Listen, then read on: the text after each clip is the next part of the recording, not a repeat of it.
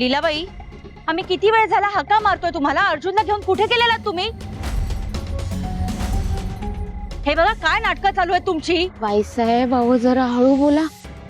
अहो तुमचा अर्जुन झोपलाय ना, जोरात बोला तर उठणार नाही का पोरग? हळू बोला जरा. बंद कर हा तुझी नाटकं, बंद कर. खरं खरं सांग कुठे होतीस? कारण तू मला म्हणालीस की तू इथे फेऱ्या मारतीयस आणि आता तू घरातून बाहेर आलीयस. कशी काय? कारण मी आणि मावशी आम्ही दोघांनी पण घर पूर्ण चेक केले. तू आत नव्हतीस. कुठे होतीस? पोरी तुला मगाने मी सांगितलं ना, बाळाला फिरवत होती म्हणून. इथं चक्र मारत होती, त्याला झोप येत नव्हती म्हणून देवघरात घेऊन गेले होते. तिथं तो शांत झोपला.